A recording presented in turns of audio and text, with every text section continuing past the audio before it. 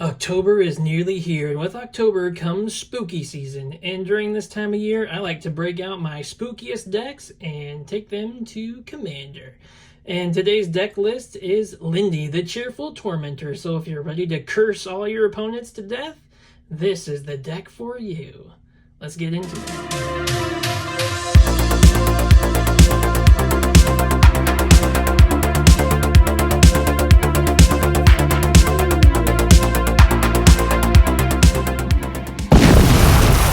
Magic the Gathering players may have felt the urge to curse at someone last week because of some recent bans. As you see, I have suffered from those bans and I don't really like them, but hey, why not just take it out on your opponent by cursing them to death instead of posting threats to random strangers on the internet?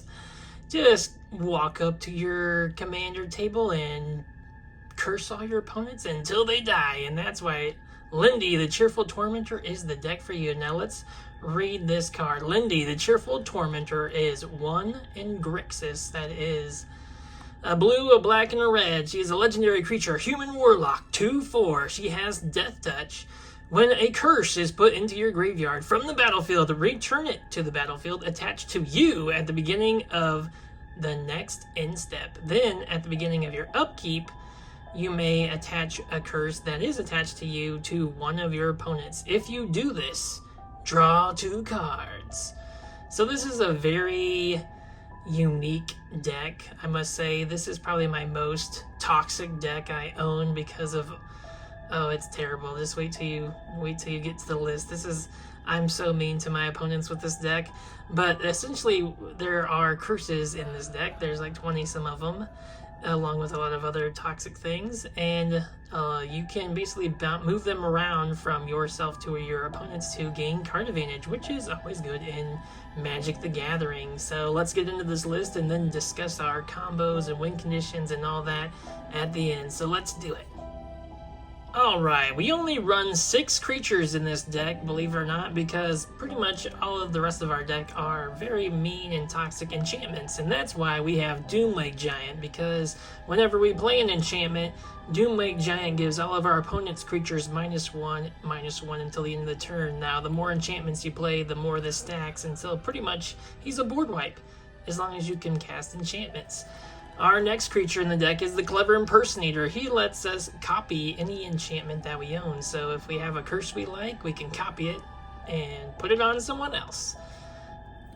Alright, now we're getting to some very mean creatures. We got Karavek the Merciless. Anytime our opponent casts a spell, Karavek deals damage equal to that spell's mana cost to any target. So say someone casts a 5 mana spell, Karavek can deal that 5 damage to any target, and so we can kill their commanders, we can kill their creatures, or we can just kill them. He is a 7-drop, so it is kind of hard to get to him, but when he comes down, oh, it's not nice. Alright, Valky, the God of Lies. He flips into Tibalt the Planeswalker, which was a deck all on its own, and that's why it's here.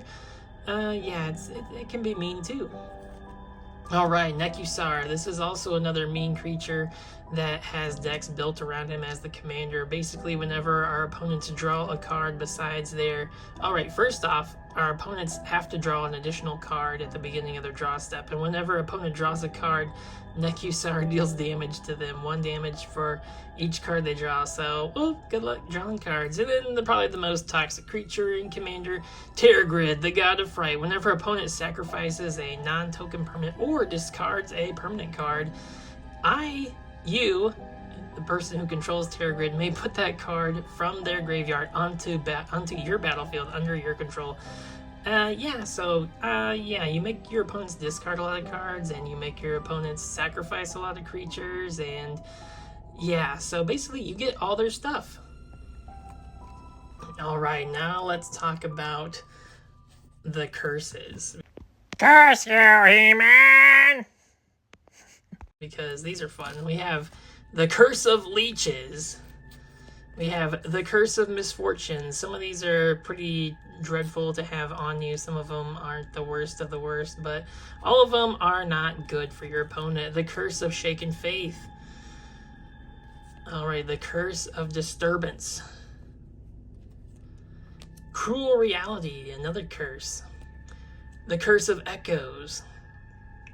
Whenever enchanted player casts an instant or sorcery, each other player may copy that spell and may choose new targets for the copy. Torment of Scarabs. At the beginning of enchanted player's upkeep, that enchanted player loses 3 life unless he sacrifices a non-land permanent or discards a card. So this really works with Terror Grid to make our opponent discard cards, and then we basically just get their cards. Curse of Opulence. This is kind of like this is like the least harmful to our opponents, but it does make all of our other opponents, because Commander is a 4-player format, it makes all the other players attack that opponent so they get the gold. Trespasser's Curse. Whenever a creature enters the battlefield under the enchanted player's control, that player loses 1 life and you gain 1 life.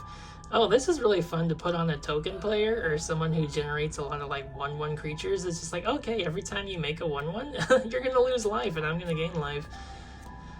The Curse of Obsession. At the beginning of the enchanted player's draw step, that player draws an additional 2 cards, but at the beginning of that enchanted player's end step, that player discards their whole hand. So yeah, just think about what this would do if you had Terror Grid on the field. They draw more cards than they should, which is good when Nekusar is on the field, and when Terror Grid's on the field, they discard their whole hand, and you get all their stuff. So mean. Fraying Sanity. At the beginning of each instep, the enchanted player puts the top X cards from his or her library into his or her graveyard, where X is the number of cards put in. Yeah, so they just mill your opponents out. Curse of the Stalked Prey. Whenever a creature deals combat damage to the enchanted player, that creature gets bigger. The Curse of the Restless Dead. Whenever land enters the battlefield under the enchanted player's control, you, the person who cursed them, you get a zombie with Decayed. The Curse of the Fool's Wisdom. Whenever the enchanted player draws a card, they lose 2 life and you gain 2 life. Curse of Surveillance. At the beginning of the enchanted player's upkeep, any number of target players other than that player each draw cards equal to the number of curses attached to that player. So this gives you card advantage whenever your opponent tries to draw cards. You also draw cards. Maddening Hex. Whenever enchanted player casts a non-creature spell, roll a d6. Maddening Hex deals damage to that player equal to the result of the roll. Then attach Maddening Hex. Then attach it to another opponent at random. Curse of Thirst. At the beginning of the enchanted player's upkeep, the Curse of Thirst deals damage to that player equal to the number of curses attached to them. Oh my goodness. So the more curses that one player accumulates, the more damage is dealt to them. Oh my. The Curse of Verbrosity. Whenever an enchanted player is attacked, draw a card. Each opponent attacking that player does the same. Oh my goodness. Just gives everyone card advantage except the cursed person. Enchanted creatures. The cursed player plays get -1/-1. The Curse of Death's Hold. The Curse of Bloodletting. If a source would do damage to the enchanted player, double that damage instead. Oh my. The Curse of Unbinding. At the beginning of the enchanted player's upkeep, that player reveals cards from the top of their library until they reveal a creature card. Put that creature onto the battlefield under your control. That player puts the rest of the revealed cards into their graveyard. Alright, so this is one of the worst curses, and that's the last curse. Now we're going to get into the other terrible enchantments we have in this deck. Energy Field. Prevent all damage dealt to you from sources you don't control. Whenever a card is put into your graveyard, you must sacrifice Energy Field, but this keeps you safe from all damage until something goes into your graveyard. So could be 1 turn, could be multiple turns, but you're safe from all damage. Propaganda. Creatures attacking you must pay 2 additional mana for each creature that they choose to attack you with. So another wall you hide behind. Zur's Weirding. Alright, this is nuts. Oh, I love this card. Is just crazy. All players play with their hands face up, so everyone can see everyone's cards. And whenever a player draws a card, any other player may pay 2 life and force that player to discard that card instead of drawing it. Oh, that's just terrible. Our Arcane Laboratory, each player can't play more than 1 spell each turn. Like I said, you really just want to slow the game down with your commander and just slowly let the curses kill them. This is just mean. Smoke. No player may untap more than 1 creature during his or her untap step. Like I said, we only have 6 creatures in this deck, so we're not really attacking. So yeah, we never really tap our creatures, but this just prevents them from attacking us or doing anything with their creatures. Alright, this is probably one of the meanest cards in the deck. The Pendril Mists. Each player gains during their upkeep, they must pay an additional 1, or they have to bury the creature. So they have to pay 1, or they have to sacrifice their creature, and that's every upkeep. That's very mean. Underworld Dreams. Whenever an opponent draws a card, Underworld Dreams deals 1 damage to that opponent. Oh, this is kind of just like another Nekusar in the deck. Mirror Maid, just make a copy of any of your curses or your other terrible enchantments. Tergrid's Invocation, also you pretty much make a copy of any enchantment. Subversion. Oh, this is mean too. During your upkeep, each of your opponents lose a life, and you gain a life for each life lost this way. Alright, here's our combo. We have Exquisite Blood and we have Sanguine Bond. You get these 2 cards on the field, you basically kill all your opponents and win the game. Yay! So whenever an opponent loses a life, you gain that much life, and whenever you gain life, your opponent loses that much life. So it's just a loop. So whenever an opponent loses a life, you gain that much life, and then it just keeps going. So yeah, 2 card combo, win the game. Alright, now let's get into our artifacts, because we do have some interesting artifacts in this deck as well. Of course, we got our Soul Ring, we have an Arcane Signet, we got a Dimir Signet, we have a Rakdos Signet, we have a Commander Sphere, we have a Midnight Clock. Alright, here's one that's pretty good for us. Ensnaring Bridge. Creatures with power greater than the number of cards in your hand cannot attack you. So this is another way to stall out the game so people can't attack you. So, you know, they just die to your curses. Crystal Chimes. Sacrifice Crystal Chimes. Return all your enchantments from your graveyard to your hand. So if for some reason someone blows up all your curses, you can just sacrifice this and get them all back to your hand. The Wishclaw Talisman. Yeah, you probably know this card. You just search your library for any card you want, you put it in your hand, then you have to give this to another opponent, but still, it's like a really cheap way to search for a card you need. Lightning Greaves. You need to protect your commander. Your commander is really good. Yeah, you kind of need her to stay alive. She is the most important creature in your deck. You definitely want her to stay alive so you can distribute curses and draw cards. And this gives her haste and shroud. Helm of the Gods. Alright. If we do, for some reason, need to attack somebody, our commander does have Death Touch. And pretty much all of our deck is enchantments. So our commander could get really big, and because our commander has Death Touch, no one wants to block her. So yeah, you could just, you know, kill your opponent from out of nowhere. This only costs 1 to cast and 1 to equip. So yeah, you want to hold this in your hand until you have a bunch of mean enchantments on the field, and then you just kind of kill them out of nowhere. The Claws of Gix. Alright, this is like the most important artifact in your deck. If you are going to search for something with one of your search cards, this is what you want to get in this deck, because you pay 1 to sacrifice a permanent you control, and you gain 1 life. So this goes with our commander, because we want to sacrifice our curses so that we can put them on, you know, on someone else. If like one opponent's about to die and they have a bunch of curses on them, all those curses when they die are just going to go to the graveyard.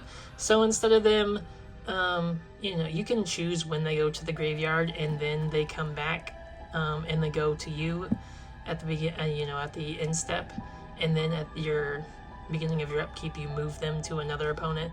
So this can just control who has what curses on them and when, when they have them. And this is what helps you activate this ability more, where you get to draw cards.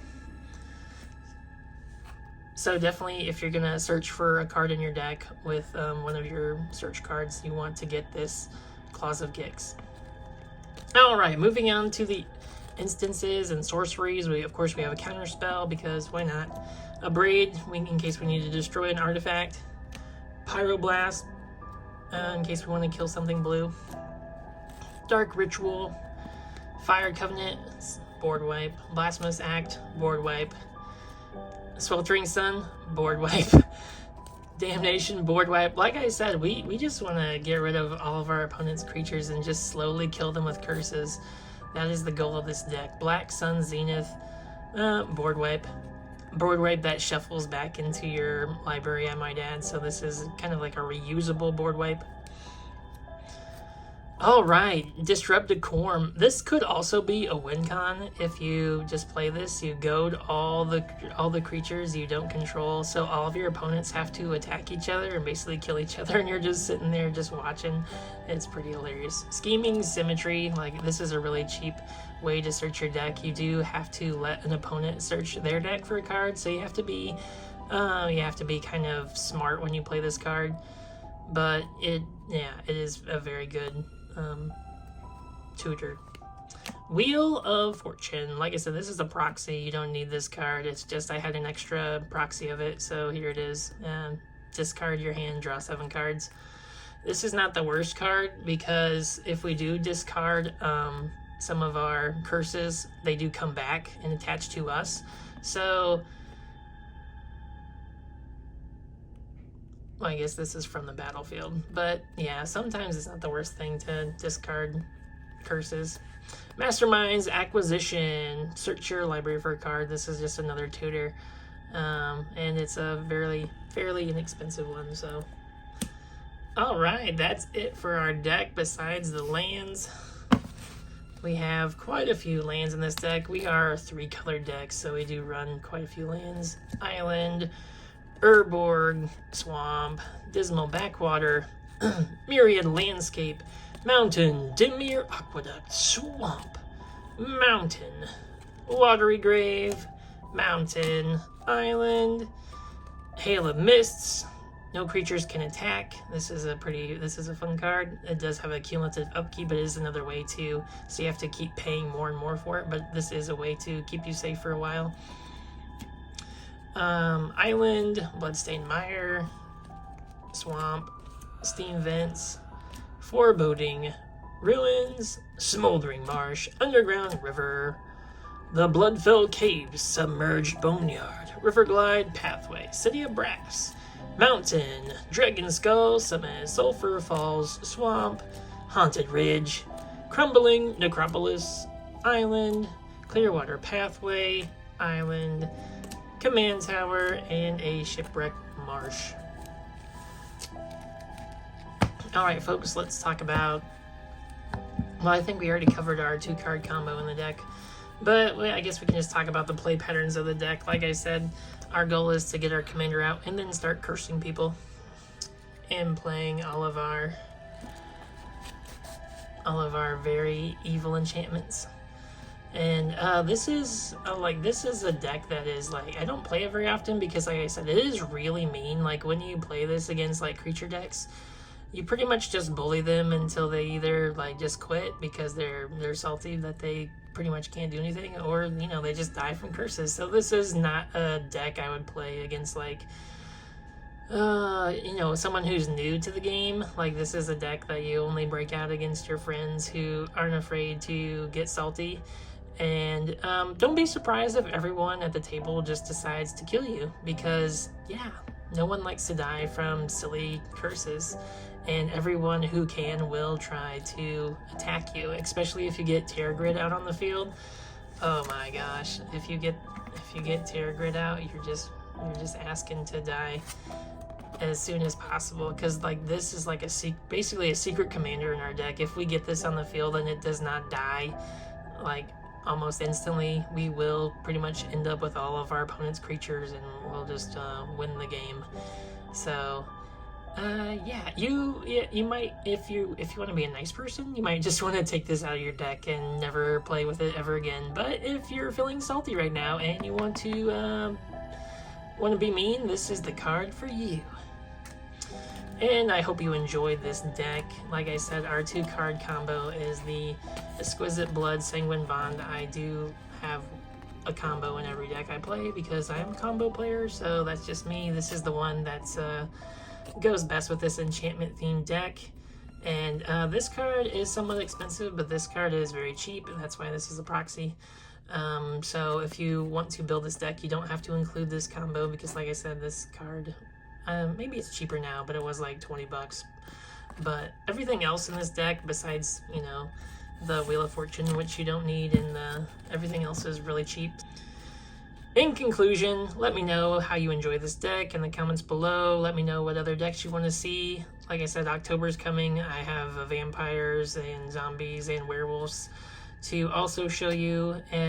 But until next time, yeah, stay salty.